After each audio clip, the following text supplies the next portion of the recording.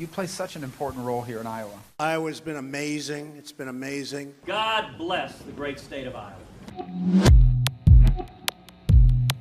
There are 5 different distinctive areas in Iowa.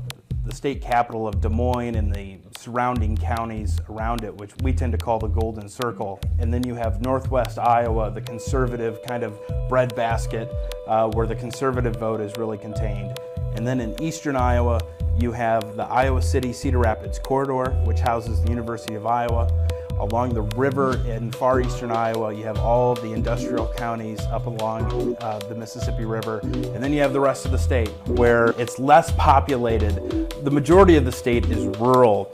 And while there could be a great distance between 2 different rural areas in the state, they still have the same economy and practice the same kind of style of politics.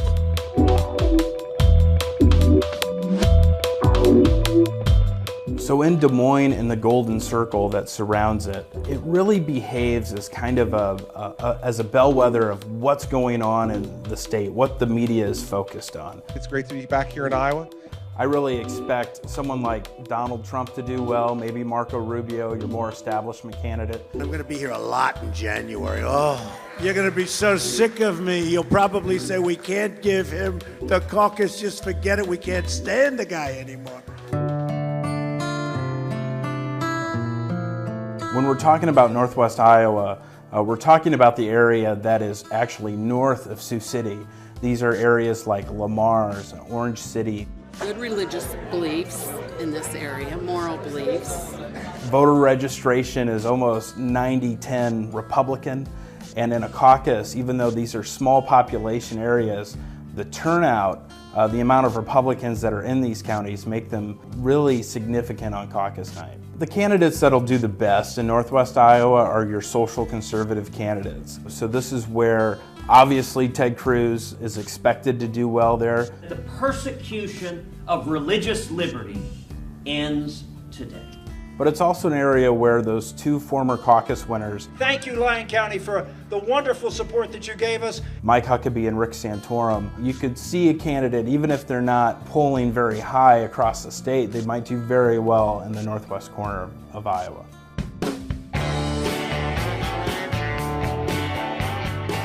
In the general election, Cedar Rapids and Iowa City are very strong Democrat areas, probably the toughest 2 counties for Republicans. I know there aren't too many Republicans in Iowa City.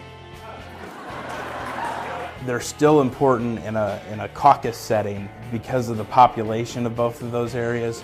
Lynn County and Johnson County are 2 places where Mitt Romney has been very strong in the past 2 caucuses, so this is an area where an establishment candidate could do well. But it's also a spot to watch Rand Paul. You know, you have a huge university, and he has done events there. His father has done well in Johnson County.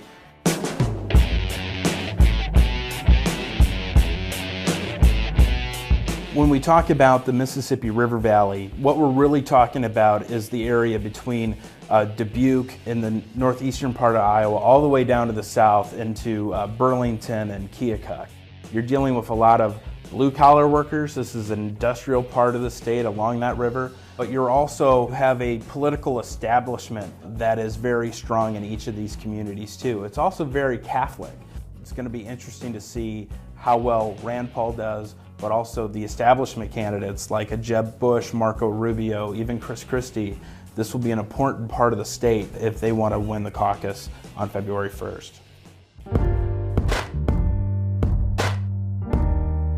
The rest of Iowa is very rural, and it's dependent on the rural ag economy. The EPA cut the amount of corn that's needed in ethanol. This is where you could see issues pop up that matter, like the renewable fuel standard. Let me talk about Iowa for a second. You know, I'm for ethanol, okay? These are not any of the population centers. They're all the spots in between. This is an area of the state that you're going to see a lot of support for a socially conservative candidate. I believe that we should be a culture of life, not a culture of death. Even though the race is more nationalized than ever before, it's still a requirement in Iowa for these candidates to get around to different parts of the state. On February 2nd, they all leave town, and it's almost like this huge exhale where everything slows down by a factor of 10.